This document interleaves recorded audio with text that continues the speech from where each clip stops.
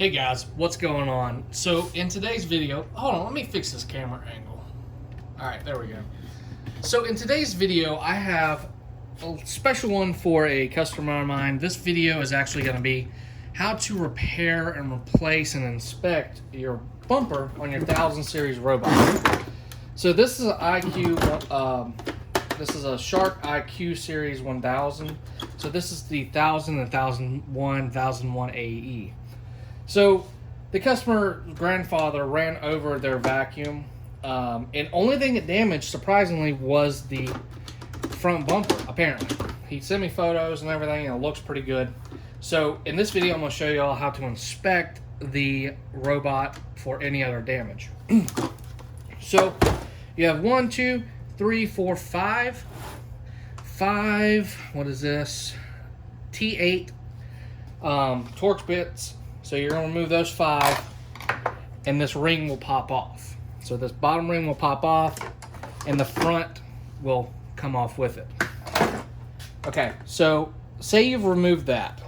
What you're going to do is take the old one. If it's no good, throw it in the trash.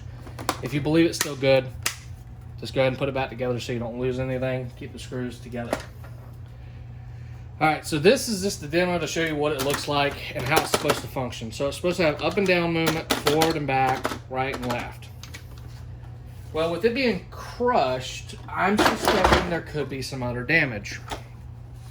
So, here we have the one that I took that one off of. So in here you have several springs. So you have 3 right here. These little push pin springs can get damaged. And they're very simple. You'll remove the top cover, which I have plenty of videos on how to disassemble these. And when you disassemble it, you're going to see a, well, this is a different series, but you're going to see something similar to this when you take it off, and you'll see where these are. Let me see really quick. Sorry to make the video any longer. That's not bad. Nope. All right, trying to find. There we go. So once you remove this, the top plate, these are going to be actually on the front bumper assembly, which any parts you need, guys, message me. If I have them, I'll list them. If I don't, I'll get you some and we'll get it worked out. Those are pretty simple. Just move them around, see if you can pop them out. If not, the springs are bad and you can disassemble it. This will pop apart. You can change the springs in them. I recommend just replacing the whole thing if it's that bad. Next, we have 2 switches, one on right and one on left. Now these have a spring in them. Same thing as they could be bent down, bent up, cracked off, broke off. These are only affected, so whenever the robot hits something, it tells it, was it on the front? When they both get pushed in, it was in the front, if one side or the other, and it tells it which way to move. So you could technically remove these, but your robot's going to hit something and stay there. I'm just saying, unless one of them's still good, then once it finally hits that switch, it will tell it to go the other way. These are spring activated as well. You can take it apart, find a spring out of something else, say anything that has a spring that's close to this you could use. You could even go and buy a spring at like Home Depot or something and make it work. Just a little bit of tension on them. And all it does is make a switch. So that's one thing. Next is these little prongs right here could be bent. And simply just bend it all the way down, roll your finger down across it, and let it go flat. And then it should have about, I'd say about 1 inch to 1.5 inches of clearance right here, and it will move. Now if these are broke off, I can get y'all them. Just let me know. They'll probably be about $10. Free ship, depending on how I have to pack them so they don't get damaged. But these, you'll remove everything and they'll pop out as well. What else could be damaged? So you have little sensors in here that could be crushed. On the pictures I've seen, it looks like the only thing that might be damaged on that one would be the top switches, which these really don't affect too much, but keep it in line, and if something hits it on the top, and honestly, I don't even think there's switches under here on the 1000 series.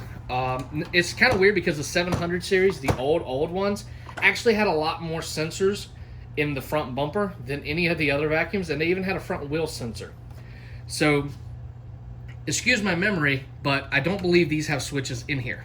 I believe they're just a spring activate. They could have a switch on them, but I don't remember ever hitting one and it hitting these and making them go backwards. Now they will hit this if you push too hard down, but I believe those are just to keep it up and moving, because if not, it's just going to sit right on top and it's going to scrape. So your main thing is going to be this little metal clip right here, your 2 switches on the right and left, and then you have your 3 up top, which are just spring loaded. On the bottom, there is nothing to worry about unless these sensors up here were cracked or damaged. If they're cracked, they're going to give you an error. You also have the sensors on the right and left. Wheels could have got damaged. It could have been a lot worse. Luckily, they only hit the front. They broke the front bumper. So it seems like it might be a pretty easy repair for them. Now, this is the 1000 series right here. This comes off with a flathead. You can just pry this piece off and replace it. This is a 700 series, which actually has a motherboard built in and some sensors built into it. Different design, old technology. It worked, but these do just as good of a job because they have a see-through cover, kind of like a sunglass visor. I'm trying to see if I got... Yeah, here's another 1000 series right here. So this one, same thing. Works just like that. Almost every robot's going to have a front bumper of some sort. Whether or not they are of this make or model is going to be different, obviously. The robots definitely have different ones depending on what model they were. So check that. If you need one of these, contact me. I don't normally have them listed because they do take up quite a bit of inventory room, and they haven't sold for me in a long time. But that's pretty much all you got to look for, guys, when checking out your front bumper. And to replace it, all you're going to do is take your new bumper, disassemble, slide it on and over. It'll kind of lock down, rotate it over, and you're just going to put this clip on right here.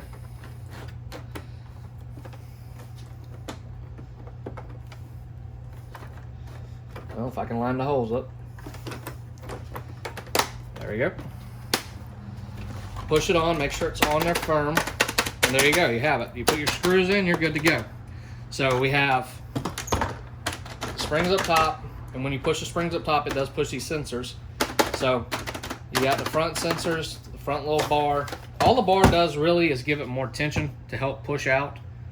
So if that's damaged, you can always put a different spring or piece of metal in there to hold it back, because that actually does nothing. It doesn't make a switch. It doesn't do anything.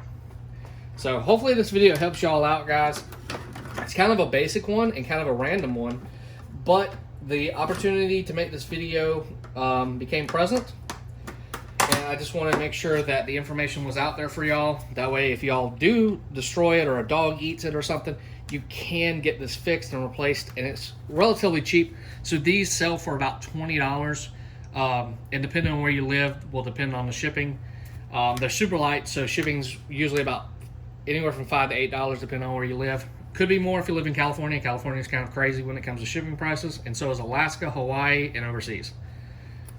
But yeah, if you have any issues or any questions, feel free to comment below. Check the description for my eBay link. I will definitely link my eBay store so you can find it. And as always, guys, thanks for watching, and I hope you have a great day.